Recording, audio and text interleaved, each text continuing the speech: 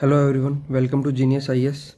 एक नई lecture series start की थी इंडियन पॉलिटी की हमने, जिसमें हम इंडियन पॉलिटी के प्रीवियस ईयर पेपर्स में जो आए हुए क्वेश्चंस हैं उन एमसीक्यू को कर रहे हैं, और साथ में उनमें जो भी कंसेप्ट है मैं उन कंसेप्ट को एक्सप्लेन करने की कोशिश करता हूँ, और साथ में कुछ एक्स्ट्रा इन्फॉर्मेशन जो उनके बारे में ऐड कर सकता हूँ वो ऐड करता हूँ।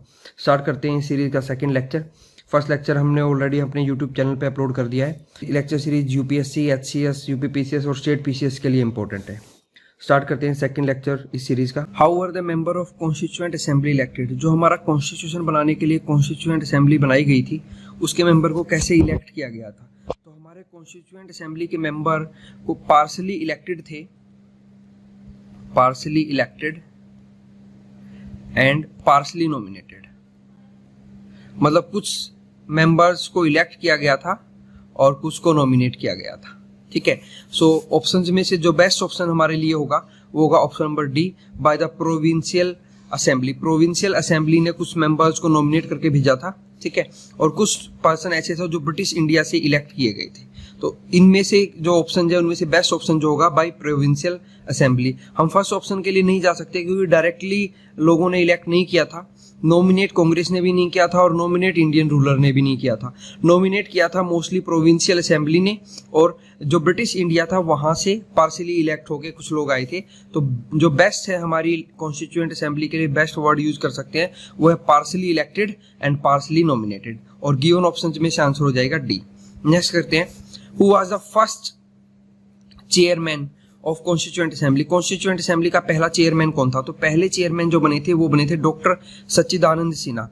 इनको क्यों बनाया गया था, क्योंकि ये सबसे एज्ड पर्सन थे। जब हमारी कॉन्स्टिट्यूएंट असेंबली की पहली मीटिंग हुई थी दिसंबर 9 1946, ये भी इंपॉर्टेंट है कि पहली बार हमारी कॉन्स्टिट्यूएंट असेंबली कब मिली थी, 9 दिसंबर 1946 को। तो जब मीटिंग हुई और ये चुनना हुआ कि किसको चेयरमैन बनाया जाए, तो जो सबसे एज पर्सन थे डॉक्टर सच्चिदानंद सिन्हा, उनको चेयरमैन बनाया था। बाद में जो परमानेंट चेयरमैन थे वो थे डॉक्टर राजेंद्र प्रसाद, जो परमानेंट चेयरमैन बाद में बने थे हमारी कॉन्स्टिट्यूएंट असेंबली के। डॉक्टर भीमराव अंबेडकर जो है वो ड्राफ्टिंग कमेटी के चेयरमैन थे। एक ड्राफ्टिंग कमेटी थी हमारे कॉन्स्टिट्यूशन की, तो ड्राफ्टिंग कमेटी के चेयरमैन पूछा जाता है कौन थे, तो ड्राफ्टिंग कमेटी के चेयरमैन थे डॉक्टर भीमराव अंबेडकर। ये भी पूछा जाता है कि इस ड्राफ्टिंग कमेटी में कितने मेंबर थे, तो इस ड्राफ्टिंग कमेटी में टोटल 7 मेंबर थे। इस ड्राफ्टिंग कमेटी का मेन काम क्या था कि अलग अलग देशों के कॉन्स्टिट्यूशंस को देख के उनमें से जो जो प्रोविजन हमारे कॉन्स्टिट्यूशन में मेनली डाले जा सकते हैं, तो वो उनको ड्राफ्ट करने का, एक तरह से उनको लिखने का काम इस ड्राफ्टिंग कमेटी का था। और इसके चेयरमैन थे डॉक्टर बी आर अम्बेडकर, और टोटल 7 मेंबर थे इस ड्राफ्टिंग कमेटी में। ये आपको ध्यान रखना है, एमसीक्यूज में पूछ लिया जाता है। Who chairs the first meeting of Constituent Assembly। तो Constituent Assembly की फर्स्ट मीटिंग को किसने चेयर किया था, हम ऑलरेडी कर चुके हैं, डॉक्टर सच्चिदानंद सिन्हा ने किया था, क्योंकि वो सबसे एज्ड मेंबर थे।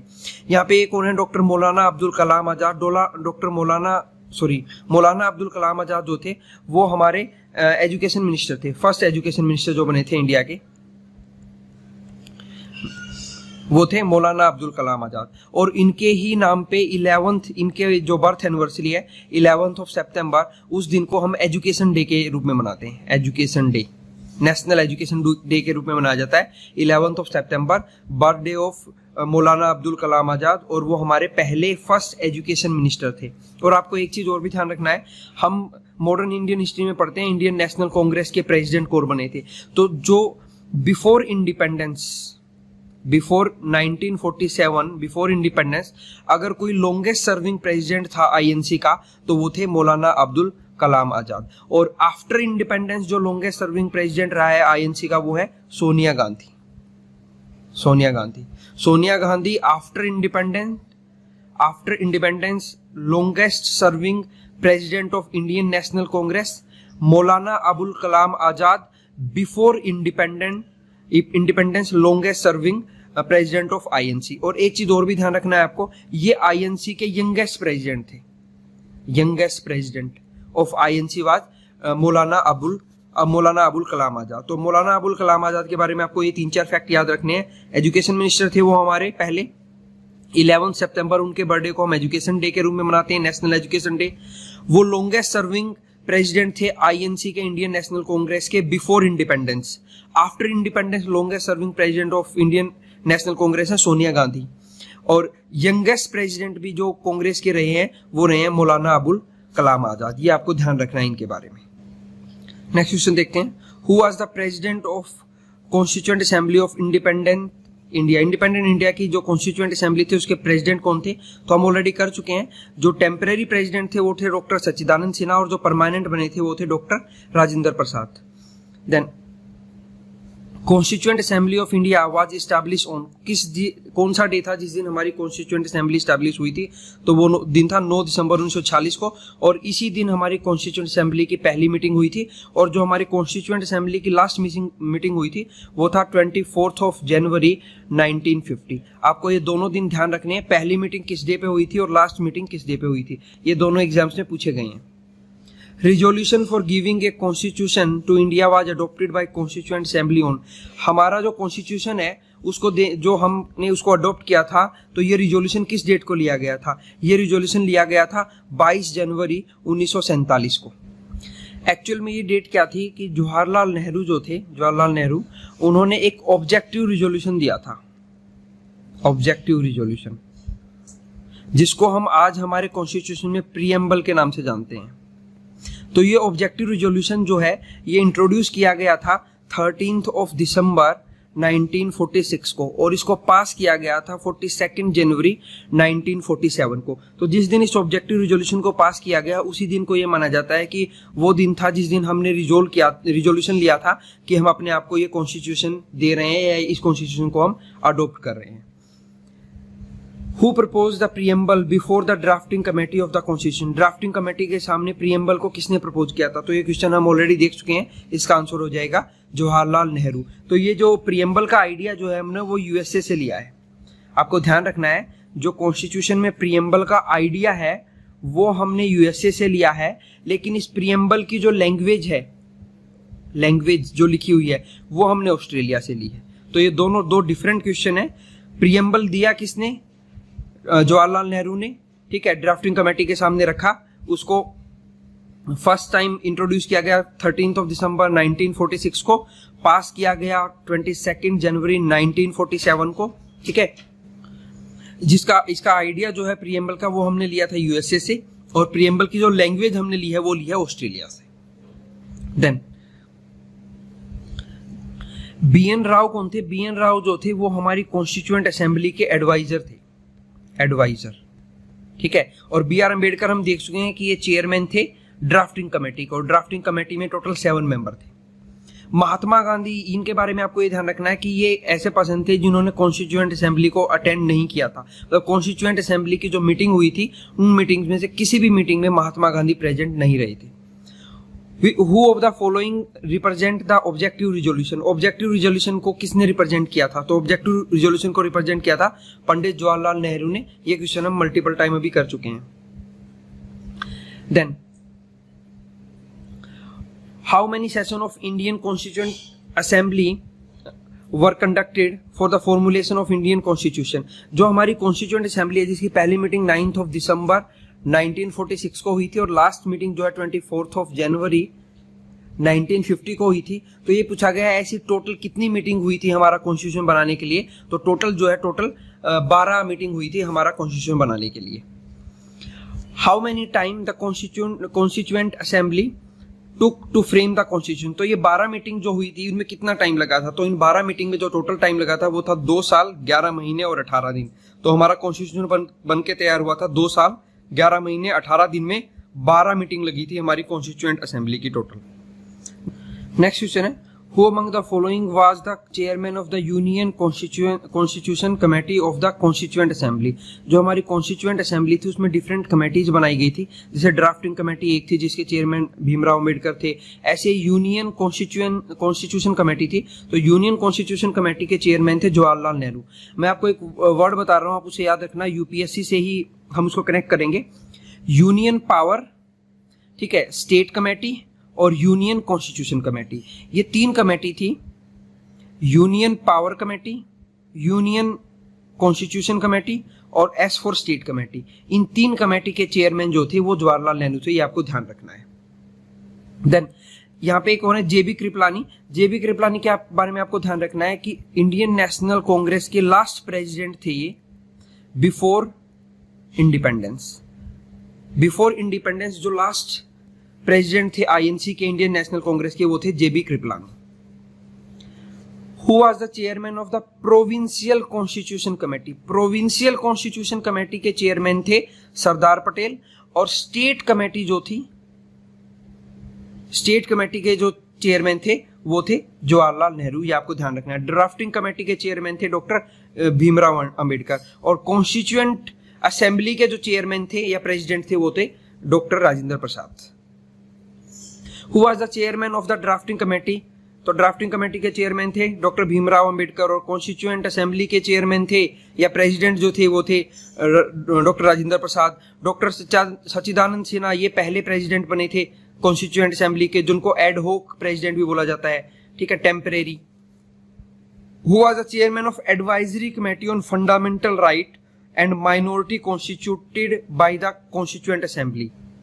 तो अगेन ये एक और कमेटी है जिसका नाम है advisory committee on fundamental right and minority constituted by the constituent assembly. तो हमारी कॉन्स्टिट्यूएंट असेंबली की जो मल्टीपल कमेटी थी उनमें से एक कमेटी ये थी, और इसके चेयरमैन थे सरदार वल्लभ पटेल। सरदार वल्लभ पटेल हमने अभी एक और भी किया था कि वो प्रोविंशियल जो कमेटी थी उसके भी चेयरमैन थे। प्रोविंशियल कमेटी के चेयरमैन भी यही थे, और committee on fundamental right and minority के चेयरमैन भी यही थे। BN राव हमारे कॉन्स्टिट्यूएंट असेंबली के एडवाइजर थे, advisor. Drafting committee of constituent assembly under Bhimrao Ambedkar had how many other member?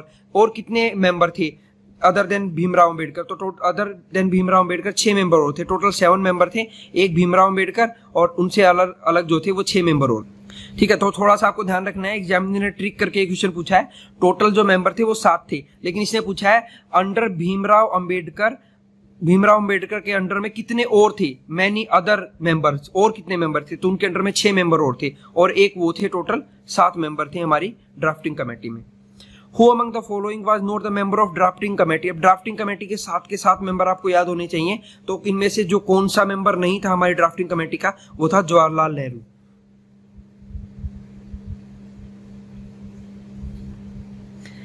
Next है constituent assembly set up drafting committee under the chairmanship of BR Ambedkar on which date? हमारी जो drafting committee बनी थी वो कौन सी date को बनी थी? तो वो बनी थी 29 अगस्त 1947 को, आपको ये ध्यान रखना है। और 13 दिसंबर 1946 वो डेट है जिस दिन ऑब्जेक्टिव रिजोल्यूशन को पुट फॉरवर्ड किया गया था हमारी कॉन्स्टिट्यूएंट असेंबली में through the drafting committee by Jawaharlal Nehru, ठीक है। और 22 जनवरी 1947 वो डेट थी जिस दिन ये ऑब्जेक्टिव रिजोल्यूशन, जो आज का हमारा प्रीएम्बल है कॉन्स्टिट्यूशन का, वो पास किया गया था। Who was the constitutional advisor at the time of formation of the constitution? ये क्वेश्चन का आंसर मैं मल्टीपल टाइम दे चुका हूं, वो थे BN Rao. First draft of constitution was prepared by? जो कॉन्स्टिट्यूशन का हमारा पहला ड्राफ्ट है उसको किसने प्रिपेयर किया था? तो फर्स्ट ड्राफ्ट को प्रिपेयर करने वाले थे BN राव, जो हमारे एडवाइजर थे कॉन्स्टिट्यूएंट असेंबली के। When did the Constituent Assembly adopted the national flag? National flag को कब अडॉप्ट किया था कॉन्स्टिट्यूएंट असेंबली ने, हमें ये बताना है। तो नेशनल फ्लैग जो अडॉप्ट किया गया था वो अडॉप्ट किया गया था 22 जुलाई 1947 को, ऑन द सेम डे जिस दिन हमने ऑब्जेक्टिव रिजोल्यूशन को पास किया था। Who was the chairman of the national flag committee? National flag committee का चेयरमैन कौन था? तो नेशनल फ्लैग कमेटी का चेयरमैन थे डॉक्टर राजेंद्र प्रसाद, जो हमारी कॉन्स्टिट्यूएंट असेंबली के प्रेसिडेंट थे, वही हमारे नेशनल फ्लैग कमेटी के प्रेसिडेंट थे। नेक्स्ट क्वेश्चन है when was the third reading of the Indian constituent assembly started? हमारी जो इंडियन कॉन्स्टिट्यूएंट असेंबली है उसने हमारे कॉन्स्टिट्यूशन को लेकर 3 रीडिंग की थी। जो पहली रीडिंग स्टार्ट हुई थी वो हुई थी नवंबर 4 1948 से स्टार्ट। जो सेकंड रीडिंग स्टार्ट हुई थी वो हुई थी 15 नवंबर 1948 से स्टार्ट, और थर्ड और फाइनल रीडिंग जो स्टार्ट हुई थी वो हुई थी 17 नवंबर 1949 से स्टार्ट। तो आपको ध्यान रखना है कि 3 रीडिंग हुई थी हमारे कॉन्स्टिट्यूशन की, ठीक है। वैसे एक्चुअल में ये 17th नहीं था, ये 14th थी डेट, लेकिन हमारे पास ऑप्शन में और कोई ऐसा ऑप्शन अवेलेबल नहीं है जिसमें 14th ऑफ, या फिर हमें ये ऑप्शन करना पड़ेगा 14th ऑफ नवंबर, तो ईयर हो जाएगा 1949, ठीक है। तो एक्चुअल डेट 14 थी, लेकिन ऑप्शन के हिसाब से जो एग्जाम में आया था वहां पे जो ऑप्शन दिया गया था उसके वहां पे ए ही ऑप्शन को करेक्ट माना गया था 17 नवंबर। तो 14 और 17 में डाउट है, लेकिन एक्चुअल में जो बुक्स में गिवन है वो 14 नवंबर 1949 को दिया गया है कि जो थर्ड रीडिंग हुई थी वो 14 नवंबर 1949 से स्टार्ट हुई थी। तो 3 रीडिंग हुई थी फाइनली हमारा कॉन्स्टिट्यूशन बनने के बाद पहली रीडिंग 4 नवंबर 1948, सेकंड 15 नवंबर 1948 और लास्ट जो रीडिंग हुई 14 नवंबर 1949 और उसके बाद हमने कॉन्स्टिट्यूशन को अडॉप्ट कर लिया था 26 नवंबर 1949 को, जिस दिन हम कॉन्स्टिट्यूशन डे के रूप में मनाते हैं। नेक्स्ट क्वेश्चन करते हैं, constitution of India was completed on, हमारा कॉन्स्टिट्यूशन किस डे को कंप्लीट हुआ था? तो 26 नवंबर 1949 को कंप्लीट हुआ था और इस दिन को हम कॉन्स्टिट्यूशन डे के रूप में मनाते हैं। ठीक है, इस दिन हम लोगों ने हमारे कॉन्स्टिट्यूशन को अडॉप्ट किया था, ये आपको ध्यान रखना है। और अगर पूछा जाए इनेक्ट कब किया या लागू कब किया, तो वो किया था 26 जनवरी 1950 को और इसी दिन को हम रिपब्लिक डे ऑफ इंडिया के नाम से मनाते हैं। नेक्स्ट करते हैं, Indian constitution was adopted by the constituent assembly on, तो ये सेम ही क्वेश्चन है 26 नवंबर 1949 और इस दिन को हम कॉन्स्टिट्यूशन डे के रूप में मनाते हैं। नेक्स्ट क्वेश्चन करते हैं, constitution of India came into force, तो केम इनटू फोर्स का मतलब इनेक्ट कब हुआ था? तो इनेक्ट हुआ था 26 जनवरी 1950 को और जो अडॉप्ट किया गया था वो किया गया था नवंबर 26 1949 को और इस दिन को हम कॉन्स्टिट्यूशन डे के रूप में मनाते हैं और इस दिन को हम रिपब्लिक डे के रूप में मनाते हैं, Republic day of India 26 January 1950। January 26 was selected as the date for the inauguration of the constitution because क्या रीजन था कि हमने 26 जनवरी को ही चूज किया हमारा रिपब्लिक डे मनाने के लिए? तो इसका रीजन था 1930 में इंडियन नेशनल कांग्रेस का एक सेशन हुआ था जिसमें हमने जनवरी 26 को पूर्ण स्वराज डे के रूप में मनाना स्टार्ट किया था। तो यही एक रीजन था जिसकी वजह से हमने 26 जनवरी को यूज किया। The Congress has observed it as the independent day in 1930, ये इसका रीजन था। नेक्स्ट करते हैं, Indian constitution was adopted by, किसने अडॉप्ट किया था इंडियन कॉन्स्टिट्यूशन को? तो इंडियन कॉन्स्टिट्यूशन को अडॉप्ट किया था कॉन्स्टिट्यूएंट असेंबली ने। हमारी कॉन्स्टिट्यूएंट असेंबली की लास्ट मीटिंग हुई थी 24 जनवरी 1950, लेकिन इसके बाद हमारी कॉन्स्टिट्यूएंट असेंबली डिजोल्व नहीं हुई थी, उसने एज ए पार्लियामेंट काम करना स्टार्ट कर दिया था। हम 26 जनवरी 1950 से हमारी कॉन्स्टिट्यूएंट असेंबली ने एज ए पार्लियामेंट काम करना स्टार्ट कर दिया था और ये काम इसने किया था जब तक नई गवर्नमेंट फॉर्म नहीं हुई after the general election of 1951-52। आपको ये ध्यान रखना है कि 1952 में जब नई गवर्नमेंट जब तक बनी तब तक इसी कॉन्स्टिट्यूएंट असेंबली ने हमारी पार्लियामेंट के रूप में काम किया था। Constitution of India was enacted by 26 November 1949 by, किसने इनेक्ट किया था हमारे कॉन्स्टिट्यूशन को 26 नवंबर 1949 को? तो ये सेम ही क्वेश्चन है जो हमने ऊपर किया, तो कॉन्स्टिट्यूशन असेंबली ने इनेक्ट किया था। Constitution day of India is celebrated on, ये हम मल्टीपल टाइम कर चुके हैं 26 नवंबर 1949 को, क्योंकि इस दिन हमने हमारे कॉन्स्टिट्यूशन को अडॉप्ट किया था।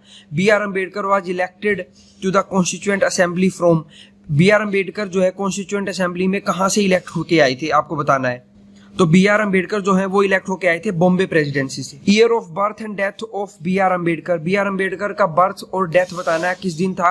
तो उनका बर्थ था 1891 में और डेथ हुआ था 1956 में और अपने लास्ट के डेज में इन्होंने बुद्धिज्म को अडॉप्ट कर लिया था, आपको ये ध्यान रखना है।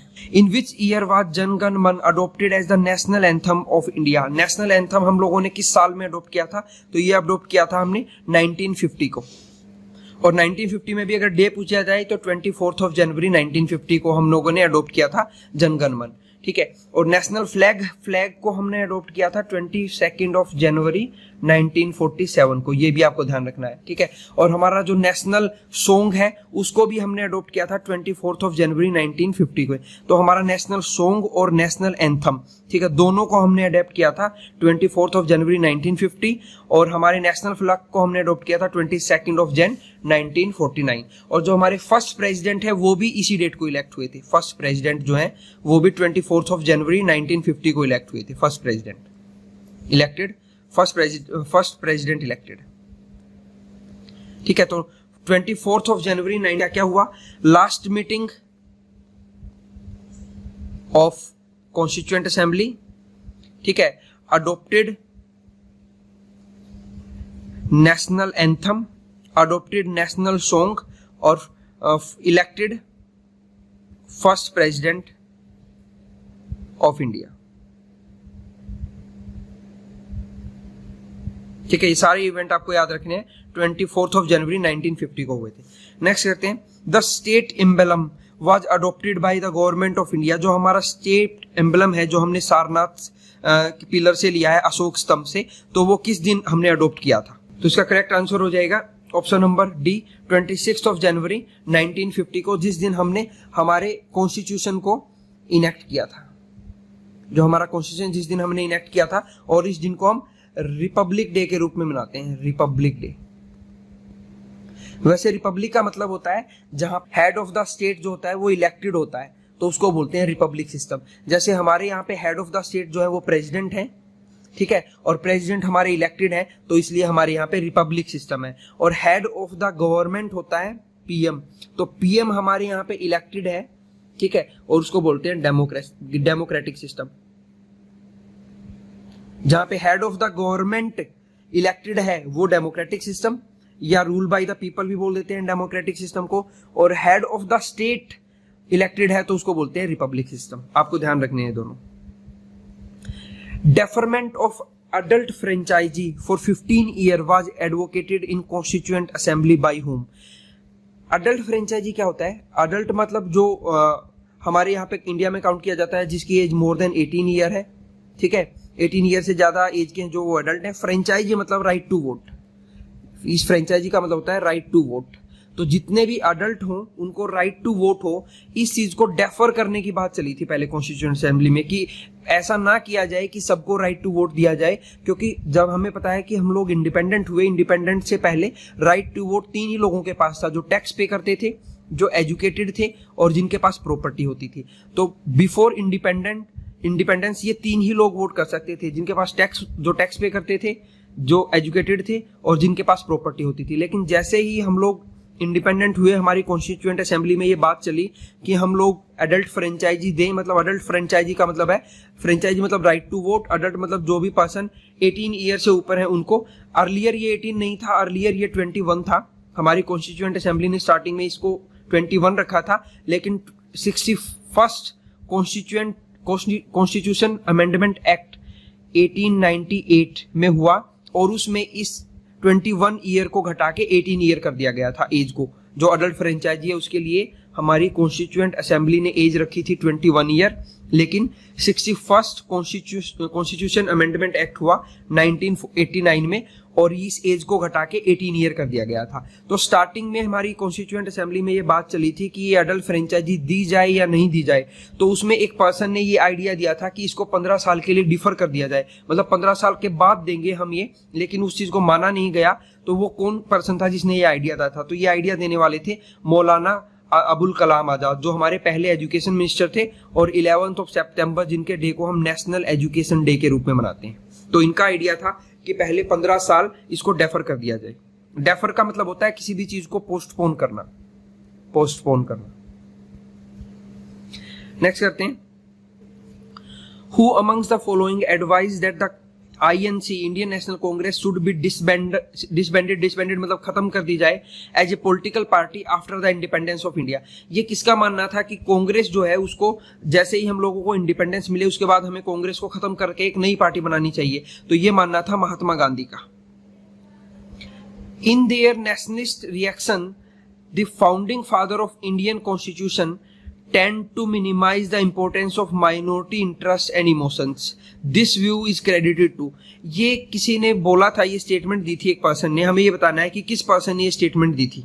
इसका बेसिक सा मतलब ये है कि हमारे जो फाउंडिंग फादर्स थे उन्होंने जो माइनॉरिटी इंटरेस्ट और इमोशंस हैं उनको ज्यादा इंपॉर्टेंस नहीं दी। तो ये स्टेटमेंट थी आइवर जेनिंग की। Constitution assembly was Congress and Congress was India. ये स्टेटमेंट किसने दी थी? तो ये स्टेटमेंट देने वाले थे ऑस्टिन। उनका मानना था कि कॉन्स्टिट्यूएंट असेंबली जो है वो उसके अंदर जो मैक्सिमम पर्सन है वो इंडियन नेशनल कांग्रेस से बिलोंग करते हैं। तो इसलिए वो उन्होंने बोला कि constituent assembly was Congress and Congress was India. Then how many women member were there in the Indian constituent assembly. हमारी जो कॉन्स्टिट्यूएंट असेंबली थी उसमें टोटल मेंबर्स में से वुमेन कितनी थी? तो उसमें जो टोटल वुमेन्स थी वो थी 15। The state and the central government drive power from. State और सेंट्रल गवर्नमेंट किस चीज से पावर ड्राइव करते हैं? तो state and central government constitution of India से पावर ड्राइव करते हैं। और जहां पे इस तरह का ड्यूअल सिस्टम होता है, जहां पे स्टेट भी पावर ड्राइव करता है और सेंटर भी पावर ड्राइव करता है फ्रॉम द सेम कॉन्स्टिट्यूशन, उसको हम बोलते हैं federal system. Federal system. In how many provinces was the Congress ministry formed in the election of year 1937? 1937 में इंडिया में इलेक्शंस हुए थे, तो पूछा जाता है कि उस टाइम पे इंडियन नेशनल कांग्रेस जो है उसने कितने प्रोविंसेस में अपनी मिनिस्ट्री बनाई थी, मतलब कितने प्रोविंस में सरकार बनाई थी इंडियन नेशनल कांग्रेस ने, तो वो थे total 8. Which of the following is या are the principal feature of government of India act 19? Government of India act 1919 का मेन फीचर क्या था? Introduction of dyarchy in the executive government of the province. सही बात है, dyarchy को province में introduce किया गया था 1919 में और सेंटर में इंट्रोड्यूस किया गया था 1935 में after the recommendation of Simon commission जो 1927 में आया था. Introduction of separate communal electorate for the Muslim नहीं, ये हुआ था 1909 के एक्ट में, 1909 के एक्ट में हुआ था, तो ये आंसर नहीं हो सकता. तो ऑप्शन ये दो तो हो नहीं सकते. ठीक है. Devolution of the legislative authority by the centre to the province. ठीक है, ये हुआ गया किया गया था, डिसेंट्रलाइजेशन किया गया था. जो हमारी लेजिस्लेटिव अथॉरिटी है उसको उसकी पावर को सेंटर से नीचे प्रोविंस में पास आउट कर दिया गया था. तो ऑप्शन हो जाएगा C. Which of the following statement is या are not true in relation to the constituent assembly. हमारी कॉन्स्टिट्यूएंट असेंबली के बारे में कौन सी स्टेटमेंट ट्रू नहीं है, हमें वो बताना है.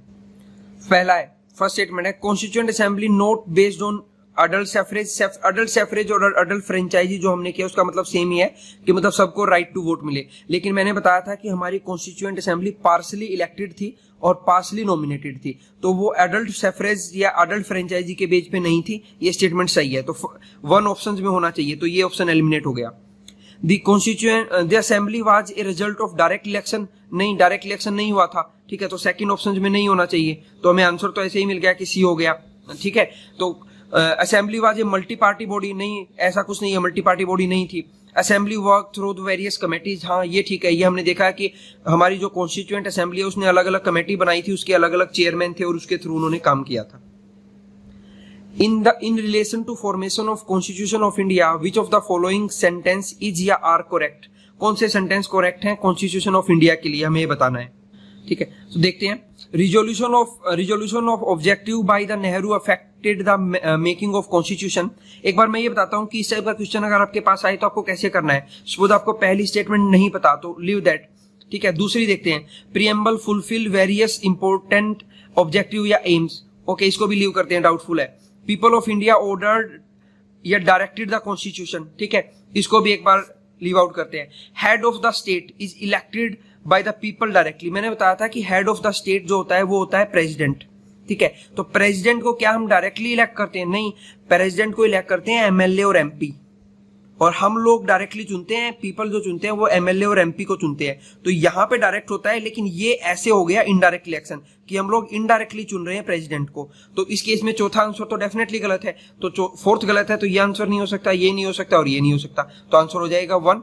ये तीनों की तीनों स्टेटमेंट जो है वो करेक्ट है. एक बार आप दोबारा से पॉज करके इन तीनों स्टेटमेंट को पढ़ लीजिएगा.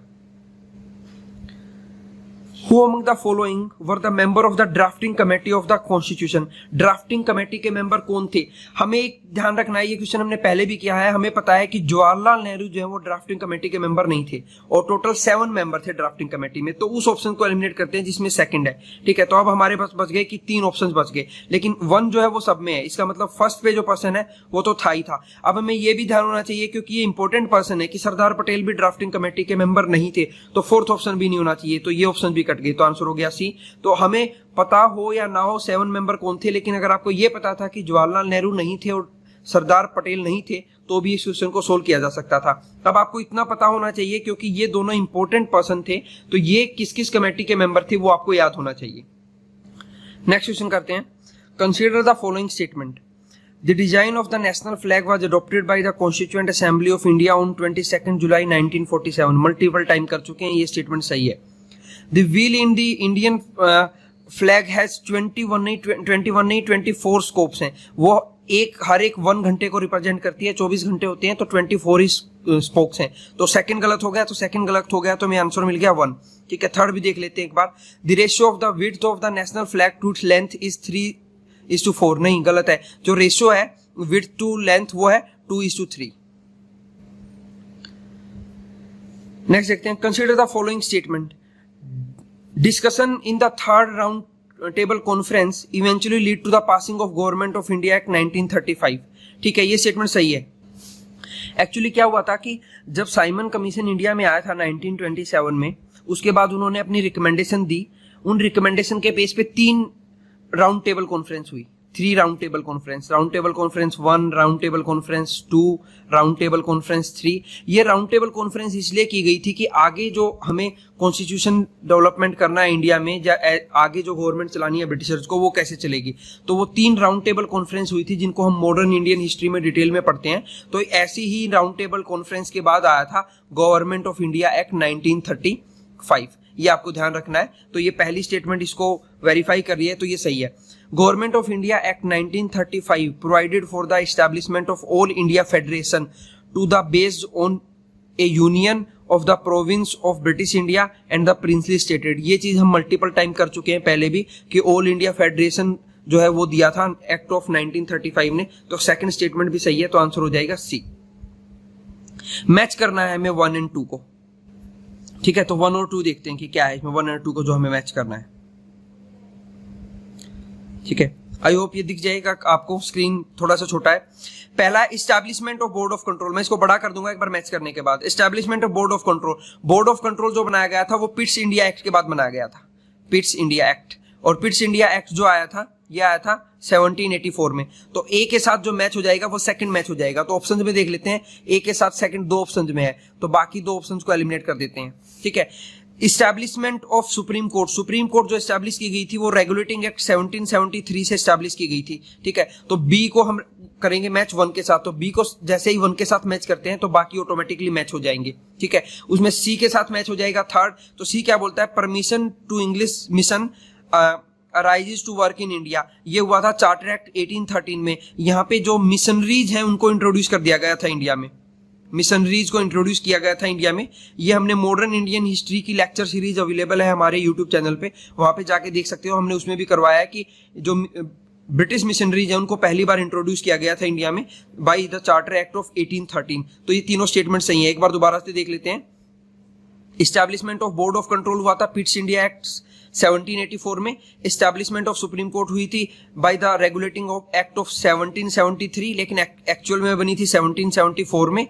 और जो क्रिश्चियन मिशनरीज आए थे इंडिया में वो आए थे चार्टर एक्ट 1813 से। और ये सेकंड चार्टर एक्ट था। टोटल 4 चार्टर एक्ट आए थे। पहला आया था 1793 में, दूसरा आया था 1813 में, तीसरा आया था 1833 में और चौथा आया था 1853 में। तो ये सेकंड वाला चार्टर एक्ट था, उसमें इंट्रोड्यूस किया गया था, परमिशन दी गई थी क्रिश्चियन मिशनरीज को इंडिया में आने के लिए।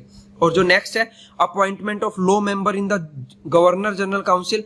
तो गवर्नर जनरल काउंसिल में जो लॉ मेंबर अपॉइंट किया गया था वो तीसरे चार्टर एक्ट से किया गया था, चार्टर एक्ट 1833। और इसी चार्टर एक्ट से जो गवर्नर जनरल ऑफ बंगाल होता था उसको बदल के गवर्नर जनरल ऑफ इंडिया बना दिया गया था। और ऐसा बनने वाला पहला पर्सन था लॉर्ड विलियम बेंटिंक।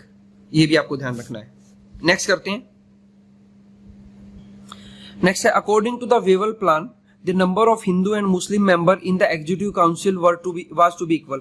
एक्चुअल में ये वेवल प्लान क्या था, पहले तो ये समझते हैं। ये वेवल प्लान आया था 1949 में।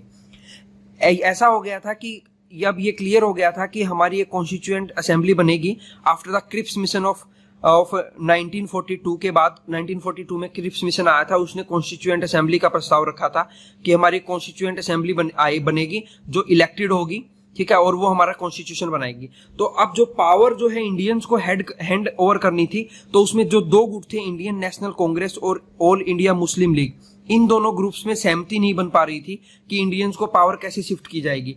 तो उसमें सहमति बनाने के लिए एक प्लान आया था जिसको बोलते हैं वेवल प्लान 1945 का। इस वेवल प्लान ने ये बोला था कि जो भी काउंसिल बनेगी, एग्जीक्यूटिव काउंसिल, उसमें हिंदू और मुस्लिम, मतलब ऑल इंडिया मुस्लिम लीग के मेंबर और इंडियन नेशनल कांग्रेस के मेंबर जो है वो इक्वल होंगे।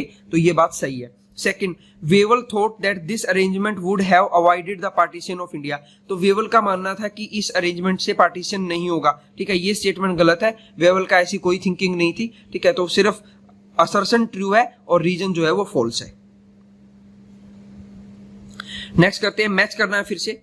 तो फर्स्ट वाइस प्रेसिडेंट देखना है हमें। First vice president of constituent assembly का जो पहला वाइस प्रेसिडेंट बना था वो कौन था?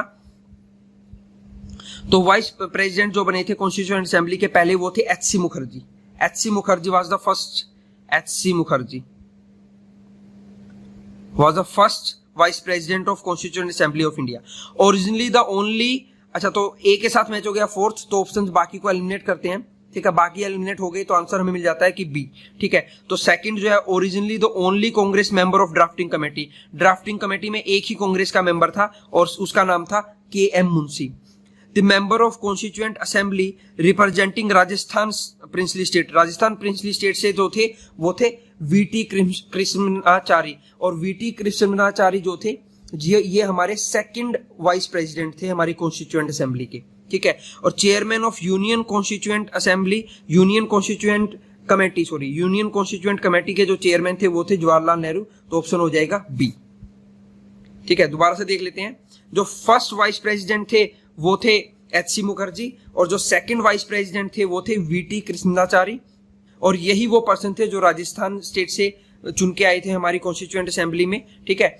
हमारी जो असेंबली में स्टार्टिंग में ओनली कांग्रेस मेंबर जो थे ड्राफ्टिंग कमेटी में, ओनली कांग्रेस मेंबर थे वो थे के.एम. मुंशी। नेक्स्ट देखते हैं, नेक्स्ट क्वेश्चन देखते हैं। Constitution of India provided for all necessities of the country. Second, it is also known और कॉल्ड एज अडॉप्टिव कॉन्स्टिट्यूशन। तो असर्सन बोल रहा है दी constitution of India provide for all necessities of the country. सही बात है, जितनी भी नेसेसिटीज उस वक्त हो सकती थी उस टाइम पे वो सारी की सारी मैच करने की कोशिश की थी कॉन्स्टिट्यूशन ने। Second, it is also known as या called as adopted constitution. Adopted constitution इसलिए बोलते हैं क्योंकि हमने डिफरेंट कंट्रीज से इसको बोरो किया है, ठीक है। तो हमारे कॉन्स्टिट्यूशन को बोरोड कॉन्स्टिट्यूशन भी बोलते हैं, लेकिन ये रीजन सही है, असर्सन सही है, लेकिन असर्सन का पर्टिकुलर ये रीजन सही नहीं है, ठीक है। इसलिए आंसर हो जाएगा B, both assertion and reason are true but reason is not the correct explanation of assertion. Following statement choose the correct answer by using the code given below.